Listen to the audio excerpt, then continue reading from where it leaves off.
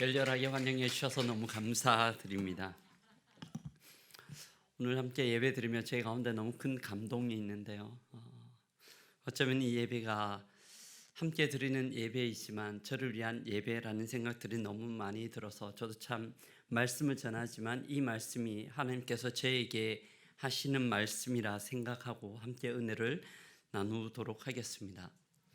오늘 본문은 에스겔서를 생각할 때 가장 먼저 떠오르는 내용입니다. 하나님은 환상을 통하여 장차 이스라엘 백성들을 어떻게 회복시키시고 그들에게 어떤 은혜를 주실지에 대하여 에스겔에게 환상을 보여주셨습니다. 그 환상의 내용은 마른 뼈가 살아나서 큰 군대를 이룬다는 내용입니다. 바벨론 포로 생활에서 예루살렘으로 귀환하여 다시 옛적 번성하였던 그 이스라엘을 회복하겠다라는 하나님의 의지이기도 하고 하나님의 마음이기도 하였습니다.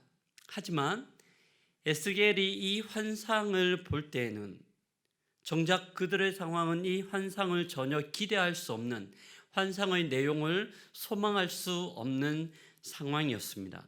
북쪽 이스라엘 나라는 아수르에 의하여 722년에 이미 망하였고 남쪽 유다 또한 바벨론의 심각한 탄압과 어려움을 당하고 있었습니다. 이미 포로 귀환으로 2번이나 끌려갔고 지금 남겨진 왕도 바벨론에 의하여 심각한 압박 가운데 있었습니다. 얼마 지나지 않아 BC 586년에 이 남유다 또한 성벽이 다 불타고 성전은 회파되었으며 수많은 사람들이 포로로 끌려가게 됩니다. 포로로 끌려간 그 노인들은 바벨론에 있는 그발 강가에서 울면서 탄식하고 젊은이들은 방탕한 생활을 하였으며 도덕과 윤리는 타락하여 사회 혼란은 만연하였습니다.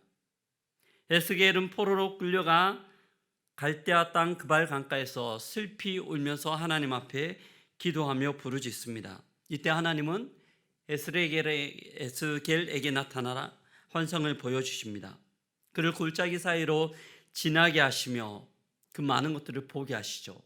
하나님께서 에스겔을 데리고 골짜기 사이로 지날 때 그 골짜기의 모습은요, 넓은 지역에 너무나 많은 마른 뼈들이, 바짝 마른 뼈들이 지천에 널려져 있었습니다. 어떻게 보면 참 기괴한 모습이에요. 근데 그 당시에는 이 모습들이 그렇게 어렵지 않게 볼 수 있는 모습이었습니다. 고대 사회에서는 들판에서 전쟁을 하였고 수많은 사람들이 죽임을 당하였고 죽임당하면 그 자리에서 죽음이 남겨지는 거죠. 건조한 기후에서는 빨리 그 죽음이 썩고 마른 뼈만 남게 됩니다. 적군과 아군이 붙어 싸우며 수많은 사상자들이 이제 그 자리에서 뼈로 남게 되는 것이죠. 어쩌면 그 상황은 생기라고는 전혀 찾아볼 수 없는 죽음과 실패, 절망이란 단어가 가장 어울리는 모습입니다.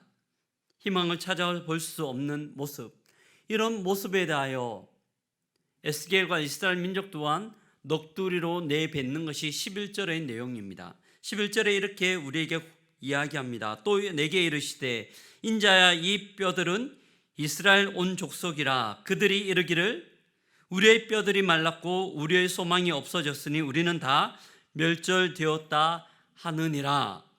에스겔 선지자가 예언하던 이 당시 이스라엘 민족들이 스스로 느끼고 있던 그들의 모습이었습니다. 마치 마른 뼈처럼 아무 생기도 없고 회복의 기미도 없고 그들 스스로 일어날 수 있는 힘도 전혀 없었던 그 상황이었습니다.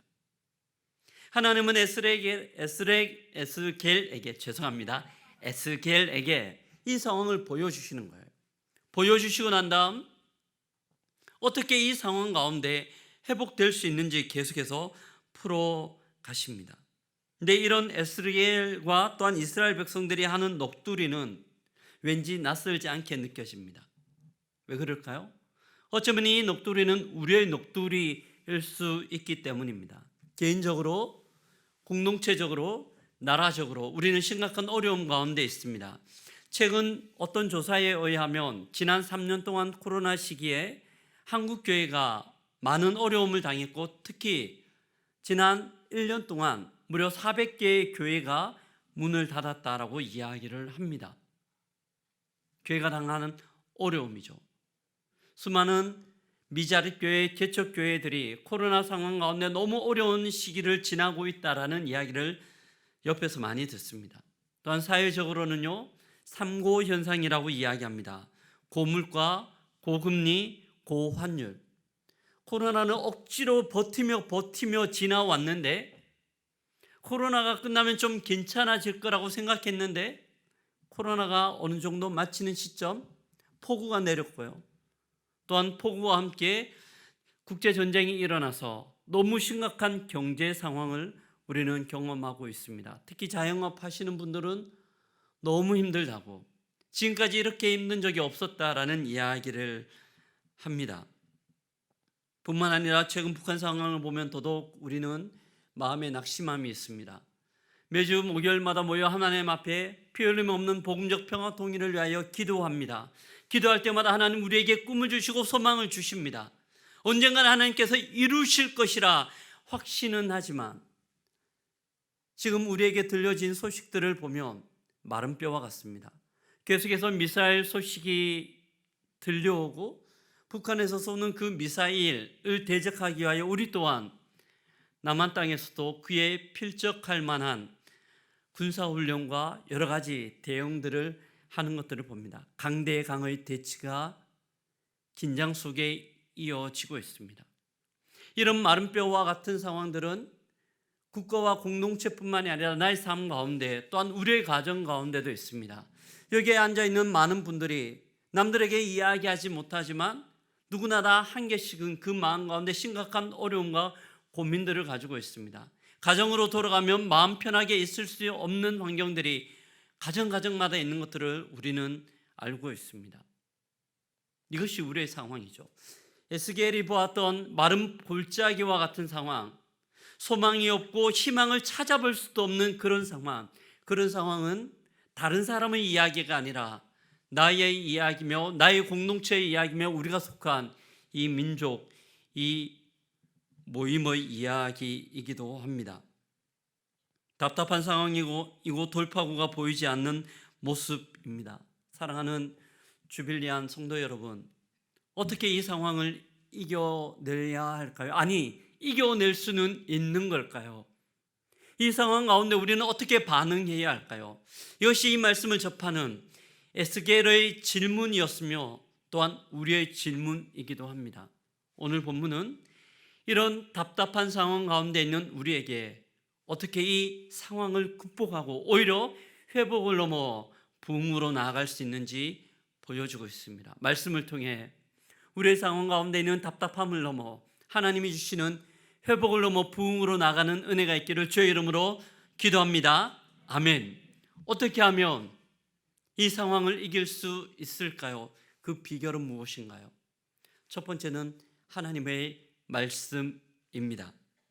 마른 뼈가 살아나기 위하여 주께서 우리에게 주신 에스겔에게 보여주신 방법은 말씀이었습니다. 전혀 미동도 없던 그 뼈들을 향하여 하나님은 에스겔에게 말씀을 대언하라고, 하나님의 말씀을 선포하실 것들을 명령합니다. 4절인데요. 마른 뼈들아 여호와의 말씀을 들을지어다.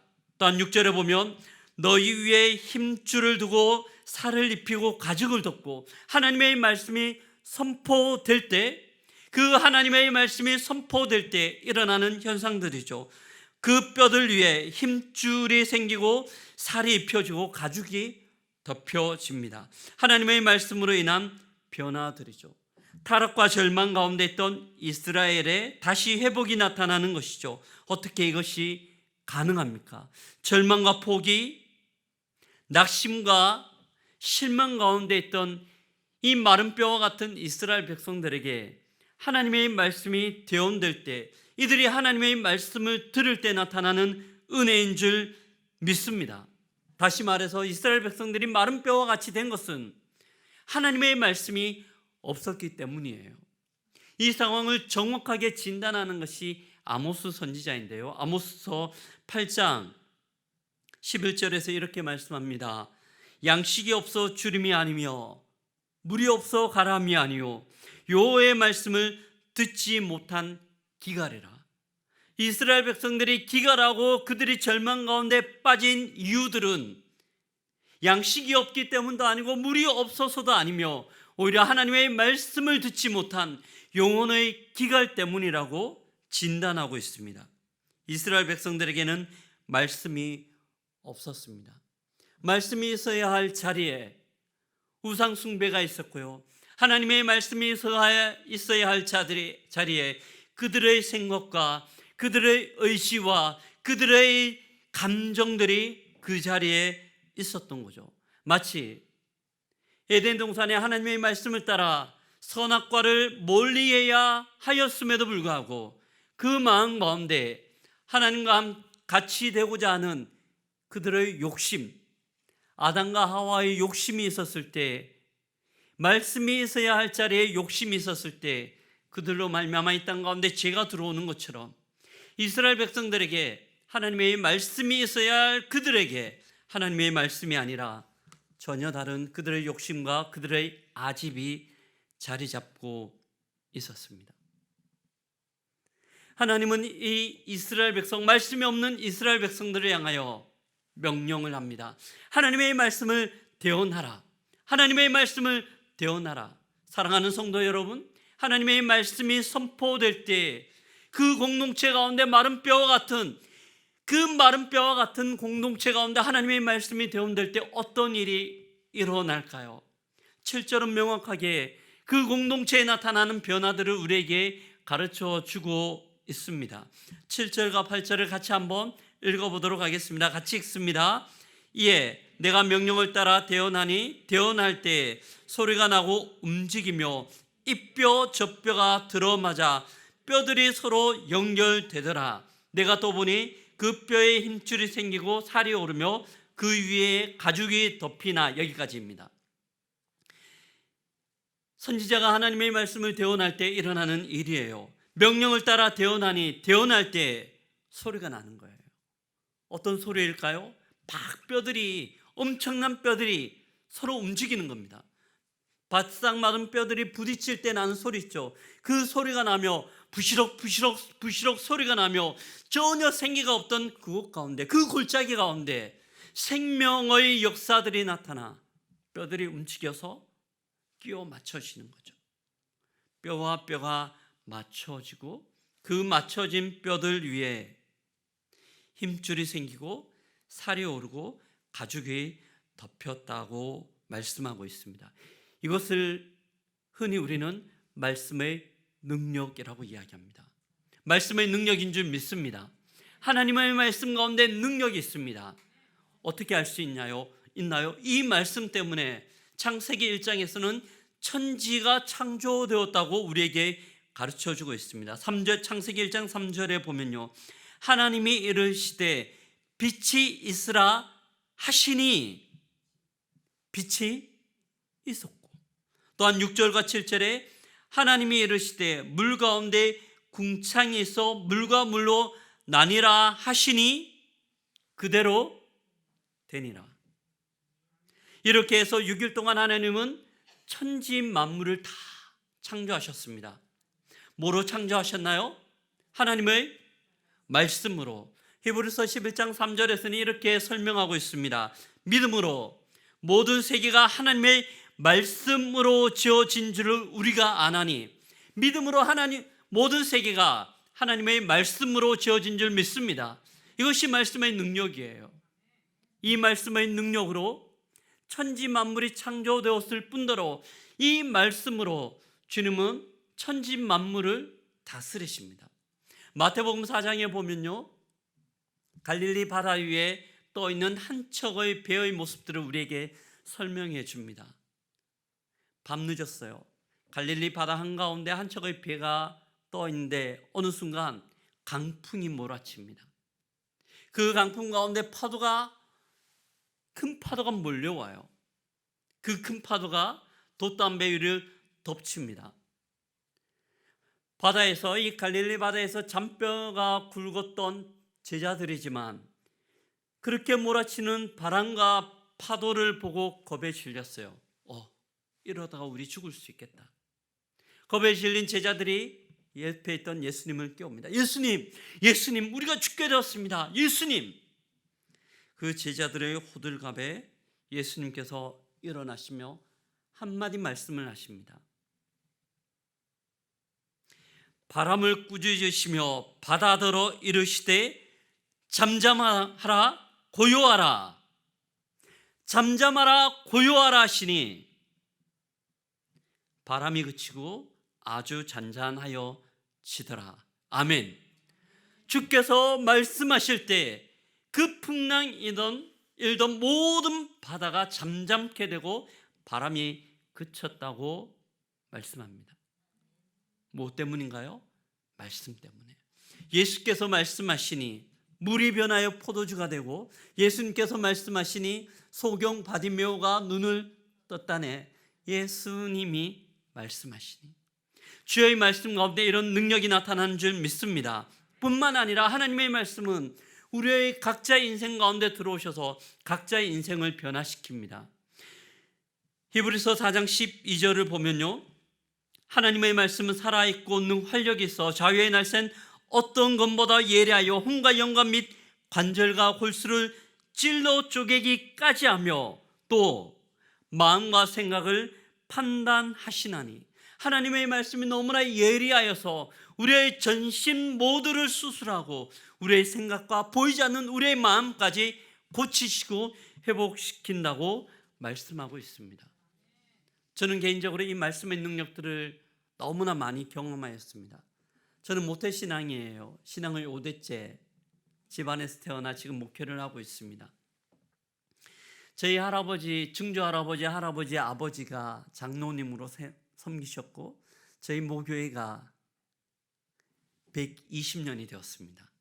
별로 안 놀라시네요. 120년, 1902년도에 개척된 교회인데 저희 고조 할아버지 때 가족들이 개척하였던 교회입니다. 그런 집에서 생활을 하다가 율법적인 생활이었죠. 대학교에 갔습니다. 선교단체 IVF라는 학생 선교단체에 들어갔는데 그때 처음 말씀 묵상 큐티를 배웠어요. 너무 싫었는데요. 하기 싫었는데 감시하는 그 조장 누나의 눈길과 체크하는 그 체크 때문에 어쩔 수 없이 조금씩 큐티를 하게 되었습니다. 그 말씀 묵상 가운데 제 인생이 변화되었습니다. 어리숙하고 멍청하던 제 모습 가운데 하나님의 지혜가 부어졌고요. 하나님 아침에 말씀을 열어 큐티를 통하여 제 인생이 어떠한지 깨우치시고 가르쳐 주셨습니다. 지금도 저는 매일 아침 제일 먼저 일어나는 일은 화장실 갔다가 물 한 컵 먹고요, 책상에 앉습니다. 성경을 펼쳐요. 날쌘 본문을 가지고 그날 말씀을 묵상합니다. 하나님 이 시간에 얼마나 저에게 지혜를 주시는지, 저의 삶 가운데 하나님의 뜻이 무엇인지, 제가 어떻게 반응해야 되는지 너무나 자세하게 친절한 하나님께서 저의 삶을 이끌어가는 것들을 경험합니다. 무엇보다 저는 저의 인생 가운데 가장 큰 변화들을 경험한 것이 말씀을 통한 일이었습니다. 대학교 1학년 때요, 제가 참 소심했어요. 많이 소심했습니다. 키도 작고요, 발음도 불분명해서 사람들이 모이는 곳 장소에 가면 계속 주눅 들었어요. 사람들이 모이는 장소에 가서 자기를 소개하는 시간이나 어떤 말을 해야 할 때는 항상 위축된 저의 모습이었습니다. 이런 모습을 가지고 어느 날 말씀을 묵상하는데 계속해서 말씀 가운데 하나님 저에게 말을 거는 거예요. 야 인기야, 내 주님, 넌 내가 부끄럽냐? 예, 조금 부끄러운데요. 왜 부끄러워? 내가 너를 얼마나 귀하게 여기는데 너는 왜 너를 부끄러워하는 거야? 말씀을 묵상하는 가운데 그 말씀이 살아서 역사하며 능력이 있어 역동하면서 저에게 삶들과 생각들과 저의 마음 깊은 곳에 있는 상처들을 만지시며 회복시키시는 거예요. 그때부터 저의 인생이 달라졌습니다. 제가 제 자신을 바라보며 부끄럽고 위축된 모습이 아니라 하나님이 사랑하시는 저의 인생, 저의 모습 있는 그대로 저를 받아주시는 그 주님을 말씀을 통해 발견할 수 있었습니다. 그 이후로는 저는 잘 위축되지 않습니다. 어디 가서든지 하나님이 저를 사랑하고 저를 자랑스러워 하신다는 생각 때문에 잘 위축되지 않습니다. 말씀의 능력인 줄 믿습니다. 사랑하는 성도 여러분, 한국교회가 자랑하는 1907년 평양 대부흥 어떻게 시작되었을까요? 말씀 사경회로부터입니다. 말씀을 그대로 풀어 설명하고 선포할 때 그 가운데 거룩한 회개의 영이 임하여서 각자 자기의 죄를 고백하고 자기의 잘못을 뉘우칠 때 거룩한 부흥이 일어났으며 한국교회에 엄청난 영적 은혜의 쓰나미가 몰려온 줄 믿습니다. 말씀의 능력이에요. 말씀이 우리를 살리는 줄 믿습니다. 우리에게 말씀의 은혜가 강같이 폭포수같이 임하기를 주의 이름으로 축복합니다. 사랑하는 성도 여러분, 얼마나 말씀을 사모하시나요? 말씀 가운데 얼마나 주의 뜻들을 발견하고 그 말씀이 얼마나 우리의 삶들을 이끌어가고 인도해 가고 있습니까? 말씀 가운데 나가는 은혜가 있기를 주의 이름으로 축복합니다. 말씀은 주일날 설교 드릴 때 펼치는 그 성경만이 말씀이 아니라 매일매일 우리의 삶들을 이끌어가고 지금도 우리와 함께 우리 곁에서 우리에게 지혜를 주시는 것이 말씀인 줄 믿습니다. 그 말씀이 마른 뼈와 같은 이 이스라엘을 회복시키고 또한 우리의 삶들을 회복시킬 줄 믿습니다. 아멘. 이 마른 뼈와 함께 이 본문에는 또 다른 방법들을 우리에게 제시해 줍니다. 오늘 본문에 보면요, 하나님의 말씀을 대언할 때 수많은 뼈들이 움직여 서로 연결되고 힘줄이 생기고 살이 붙고 가죽으로 덮였다라고 가르쳐주고 있습니다. 마치 흙으로 하나님께서 아담을 빚으신 모습과 같습니다. 그런데 한번 생각해 보십시오. 하나님께서 흙으로 사람을 빚으셨어요. 아담을 빚으셨죠. 그리고 그 모든 창조가 끝났습니까? 거기서 멈췄습니까? 아니에요. 아담을 빚으시고 난 다음에 그가 살아있는 영적 존재가 되기 위하여 하나님께서 한 가지 과정을 더 거치셨습니다. 아담에게 그 코에 생기를 불어넣으시니 생영, 살아있는 영적 존재가 되었다라고 말씀합니다. 이 이스라엘 백성들의 모습도 마찬가지입니다. 이들에게 말씀이 선포되었을 때 뼈들이 서로 연합하여 붙었고 힘줄이 생기고 살이 채워졌으며 가죽으로 덮였지만 거기까지였습니다. 근데 10절에 보면 주께서 에스겔을 통하여 명령하시죠. 이에 내가 그 명령대로 대언하였더니 생기가 그들에게 들어가며 그들이 곧 살아나서 일어나 서는데 큰 군대더라. 아멘. 아멘. 어떤 일이 일어납니까? 하나님께서 그 곳들을 바라보며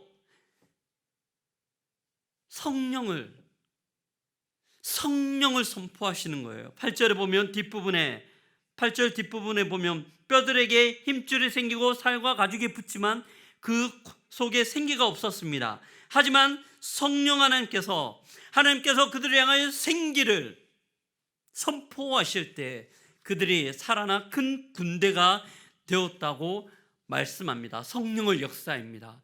우리 공동체 가운데 성령의 역사가 일어나기를, 성령이 지배하는 공동체 되기를 주의 이름으로 기도합니다. 마치 사도행전 2장의 모습과 같습니다. 예수 그리스도께서 부활 승천하시면서 제자들에게 말씀하시죠. 몇 날이 못되어 성령이 너희에게 임할 것인데 너희가 기다리라고 이야기하십니다. 이들은 예수님의 명령을 따라 마가의 다락방 가운데 기도하고 있었습니다.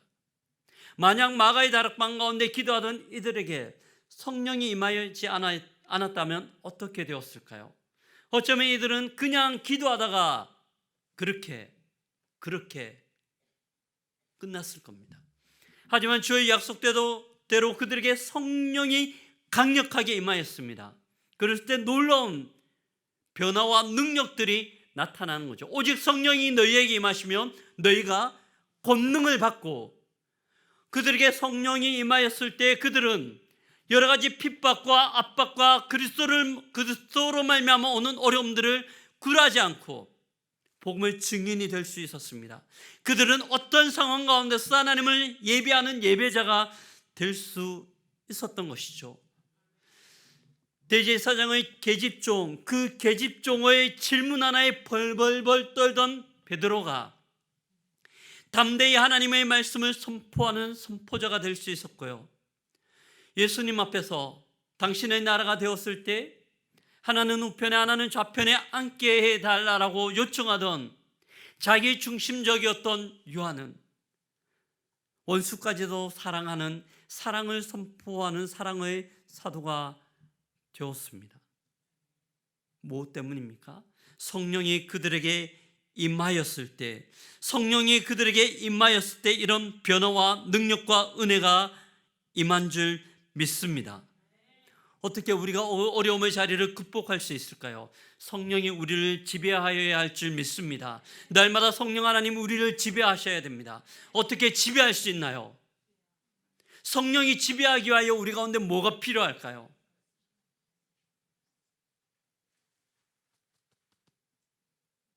우리 속에 있는 나의 마음을 지배하는, 나의 중심의 자리에 있는 내 자아가 옆으로 비켜나야 합니다. 아무든지 나를 따르려거든 자기를 부인하고 제 십자가를 지라고 주께서 우리에게 요청하시죠. 성령이 우리를 지배하기 위해서는 우리가 우리 자신을 부정하고 부인해야 합니다. 근데 이것이 얼마나 힘든지요.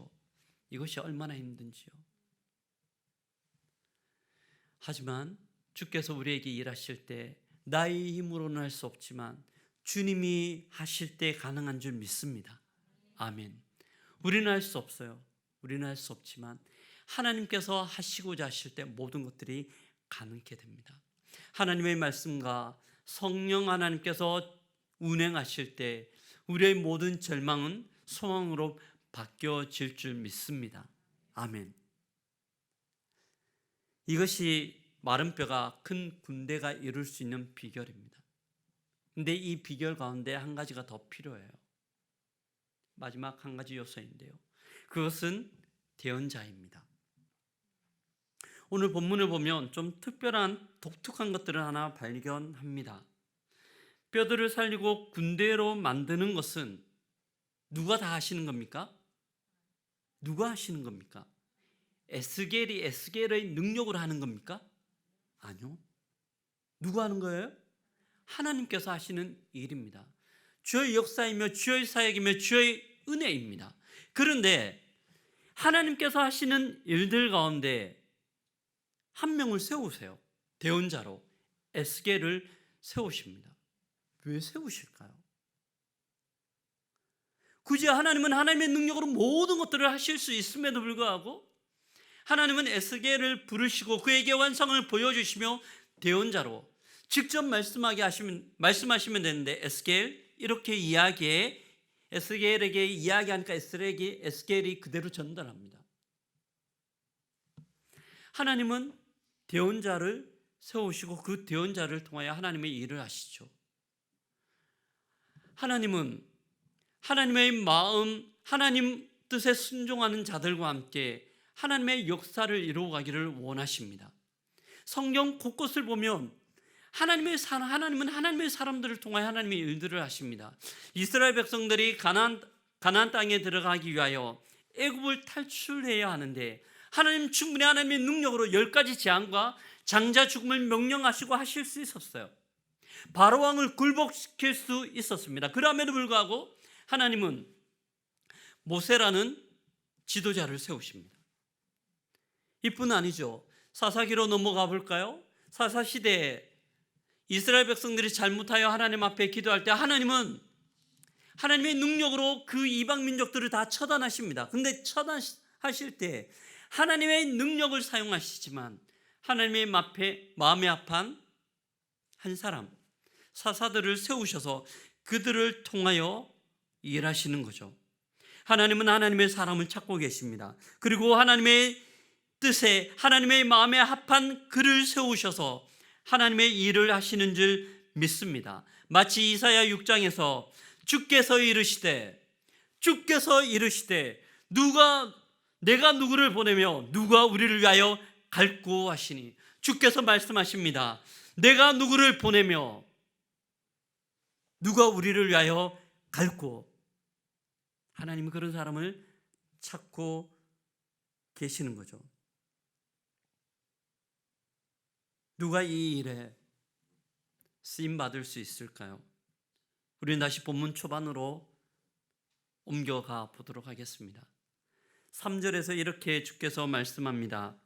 그가 내게 이르시되 인자야 이 뼈들이 능히 살 수 있겠느냐 하시기로. 인자야 이 뼈들이 능히 살 수 있겠느냐. 주께서 누구에게 질문하십니까? 에스겔에게 질문하십니다. 참 어려운 질문이에요. 어떻게 대답해야 할까요? 여러분 같으면 어떻게 대답하시겠습니까? 에스겔이 할 수 있고 없고를 말하지 않습니다. 할 수 있다는 표현은 불가능에 대한 과욕이며 할 수 없다는 것은 지금 상황에 대한 인정입니다. 그래서 에스겔이 대답하죠. 내가 대답하되 주 여호와여 주께서 아시나이다. 주께서 아십니다. 에스겔은 전적으로 하나님과 연관시키고 있습니다. 이성적으로 상식적으로 어떤 방법을 쓰더라도 해결할 수 없는 불가능한 일이지만, 인간의 힘으로는 도저히 일어날 수 없는 일이지만 하나님께서 원하시는 일이라면 가능할 것이며, 또한 오직 하나님이 그 일을 가능케 하시는 유일하신 분이라는 것들을 묵시적으로 인정하고 고백하고 있습니다. 그는 자기의 생각을 드러내지 않습니다. 자기의 좌절된 감정 또한 표현하지 않습니다. 수많은 사람들의 이야기 또한 언급하지 않습니다. 주님, 이 상황을 보면 도저히 불가능한데요. 근데 하나님이면, 주님이시면 모든 것들을 할 수 있습니다. 인정하며 나아가는 것이죠. 마치 넓은 들판에 앉아있는 5,000명, 그 5,000명을 어떻게 먹이실지 말씀하시는 예수님과 같습니다. 그 예수님의 말 한마디에 어린 소녀가 물고기 2마리와 보리떡 5개, 그것들을 가지고 예수님께 나오는 이 아이와 같습니다. 마치 포도주가 다 떨어져 더 이상 마실 음료가 없는 혼인집 잔치에서 물들어 가는 하인들의 마음과 같습니다. 우리는 아무것도 할 수 없지만 주님이면 모든 것들을 할 수 있습니다. 죽어가는 자기의 딸을 살리기 위해 예수님을 향해 달리는 백부장 야이로의 절박함과 같습니다. 도저히 희망이 없지만, 그래서 현실적으로 불가능하지만 주님이시라면 하실 수 있습니다. 그 주님 원하신다라면 저는 순종하겠습니다. 이런 고백인 줄 믿습니다. 몇 년 전이었습니다. 제가 제자반을 할 때 제자반 집사님과 함께 일본 단기 선교를 갔어요. 너무 큰 은혜를 받았습니다. 제가 지금까지 수많은 수련회를 다녔는데요. 100번 넘게 다녔던 것 같아요. 그 100번 넘게 다녔던 수련회 중에 첫 번째 아니면 두 번째로 좋았던, 감히 이렇게 말씀드릴 수 있었던 단기 선교였습니다. 이유는 단 한 가지였는데요. 너무나 귀한 선교사님을 만나고 그분의 사역을 옆에서 지켜보았어요. 그 선교사님 교회에서 일어났던 일들입니다. 한국인 선교사님인데 현지인 일본 아줌마를 전도했습니다. 그 아줌마가 삶이 변했죠. 그래서 너무나 기쁘게 신앙생활을 하던 중 이 일본인 전도된 아줌마가 목사님께 어느 날 찾아왔습니다. 목사님, 저희 집에 아들이 하나 있는데 목사님께서 이 아들을 좀 문제를 해결해 주십시오. 이 아들의 문제는 은둔형 외톨이였어요. 20대 중반이었는데요. 집에서 절대 집이 아니라 자기 방에서 나오지를 않습니다. 컴퓨터 앞에 앉아서 게임만 하고 컴퓨터만 하면서 그냥 은둔형으로 세상에 철저하게 벽을 쌓고 지내는 이 청년이었습니다. 이 방법 저 방법 모든 것들을 해봤지만 더 이상 아무 방법이 없기 때문에 이 아줌마가 자기 목사님에게 찾아와서 선교사님께 요청을 한 것이죠. 이 선교사님이 고민하다가 이 청년을 자기 집으로 데리고 왔습니다. 설득해서 이 청년과 함께 생활을 하는 거죠. 전혀 모르는 청년인데 그 청년을 데리고 와서 같이 생활을 하는 거예요. 선교사님 가족이 생활하는 데에서 같이 먹고 자고 아침에 일어나면 같이 말씀 읽고 같이 말씀을 나누고 그렇게 하루 이틀, 일주일, 2주일, 한 달, 2달. 여러분 같으면 하실 수 있겠습니까? 저 같으면 한 일주일 정도는 흉내 정도는 낼 수 있을 것 같아요. 정말 성령 충만하다면 한 달 정도는 어쨌거나 좀 가능할 것 같습니다. 근데 이 선교사님이 무려 1년 넘게 이런 일들을 하신 거예요. 근데 1년이라는 과정 가운데 주께서 이 청년의 마음을 만지셨습니다. 매일매일 그렇게 읽었던 말씀이 그 마음 가운데 심겨졌고요. 성령 하나님께서 그 딱딱하게 굳어졌던 마음들을 녹이시고 그 마음을 만지시며 그의 마음을 풀어헤친 거죠. 교회 나오기 시작했고요. 예배를 드리기 시작했고 저희가 갔을 때는요. 찬양팀 리더가 되어서요. 그 교회에서 찬양을 하고 있었습니다. 그 청년의 소망이 신학교에 들어가서 목회자가 되는 거였습니다. 자기처럼 절망 가운데 빠져 은둔형 외톨이로 살아가는 수많은 이들에게 그리스도의 복음을 선포하고 그들을 살리는 것이 그의 소망이라고 저희들에게 간증하는데 제 자신이 얼마나 부끄러운지 또한 하나님의 능력이 얼마나 위대한지 이 선교사님의 수고와 헌신이 얼마나 고귀한지 너무나 큰 감동이 있었습니다. 사랑하는 주빌리안 성도 여러분, 주께서 우리에게 물으십니다. 인기야, 이 뼈들이 능히 살 수 있겠느냐? 누구야? 이 뼈들이 능히 살 수 있겠느냐?